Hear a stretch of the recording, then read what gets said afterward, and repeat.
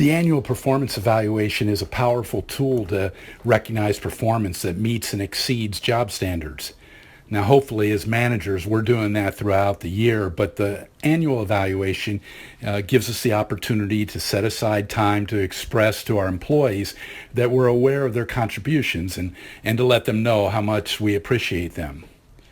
It also serves as a tool to revisit performance that's fallen short of job expectations. And we say revisit because the performance evaluation should never be the first time you're addressing a performance problem. There should not be any surprises during a performance evaluation.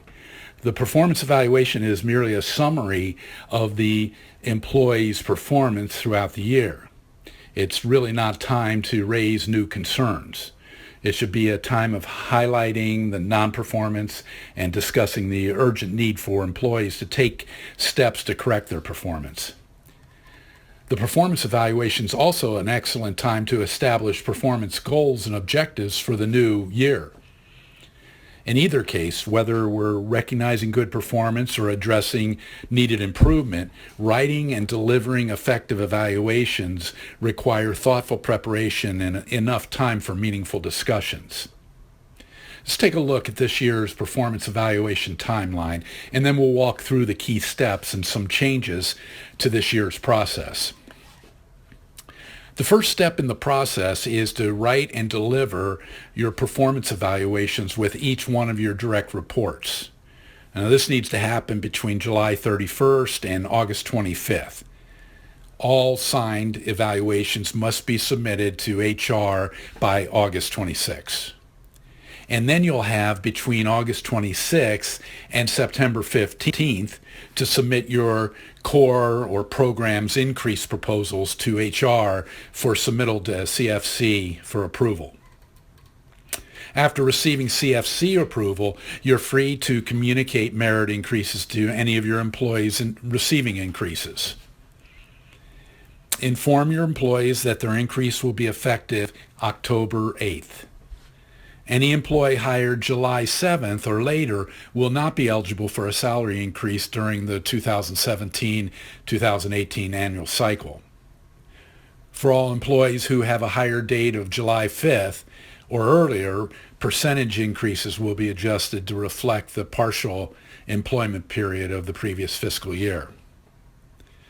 Any questions about this timeline should be directed to sdm.hr@usw.salvationarmy.org. Let's take a look at some key steps in the process and some changes we've made for this year. The performance evaluation and merit decisions are to be separate discussions. This serves two purposes.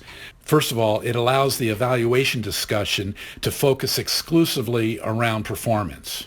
Oftentimes when you combine the evaluation and the merit decision in the same discussion, employees rarely focus on what's being said about their performance and wait to find out about the amount of their increase. So it's better to separate those two so you can focus exclusively on performance. Secondly, separating the two discussions removes the misconception that a merit decision is solely based on performance. Other factors go into whether an increase is given and the amount, such as available budget to the core or the location, and where the employee's pay is relative to the wage range for their particular position. At those cores or locations other than DHQ, the standard wage increase set by TFC for 2018 is 2%. Commands are further authorized to give pay raises of up to 5% over and above the standard wage increase during the fiscal year where there's been a substantial change in work duties, a promotion, superior job performance, and the like. Any proposed increase in excess of the authorized limit must be submitted to the Secretary for Personnel for approval, which would be submitted through Territorial Human Resources. Any merit increase that is granted must fall within the budgetary constraints established between the core officer or department head and the Sierra Del Mar finance director. Once you've received CFC approval, you can communicate the merit decision to your employee.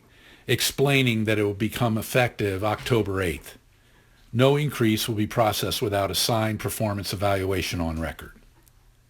Let's look at some changes to this year's evaluation form and process.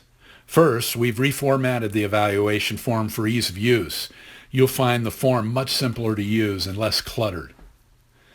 Secondly, rather than the 100-point rating system, we've adopted a 4-point rating where 4 equals exceeds expectations, meaning the employee's performance in that particular performance factor is exceptional or outstanding.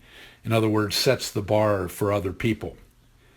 A 3 score equals meets expectations, where the performance is solid, reliable, and consistently acceptable.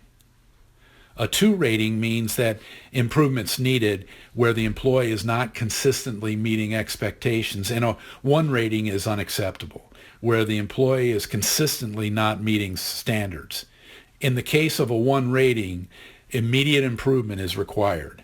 Please note that the form will only permit you to enter whole numbers for each rating, either a 4, 3, 2, or 1.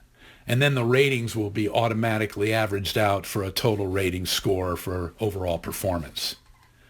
One of the major dissatisfiers of performance evaluation systems is that employees don't sense their manager really knows how they actually perform their job. Completing the supportive details comments boxes alleviates this perception. Employees want more than a numerical score. They want to know what the numerical score is based upon. Including comments for every performance factor not only shows them why you've scored them that way, it also specifically clarifies what it is that you define as performance that exceeds or meets standards and what it is you define as performance that falls short of expectations.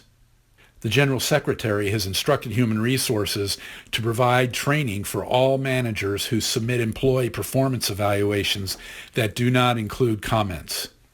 Any employee that receives a 1 rating on any individual performance factor must be placed on a performance improvement plan. Work with Human Resources to draft a PIP. We hope this video has been helpful. If you have any questions, please feel free to email sdm.hr or call Ken Gowan or Kelly Jacobs.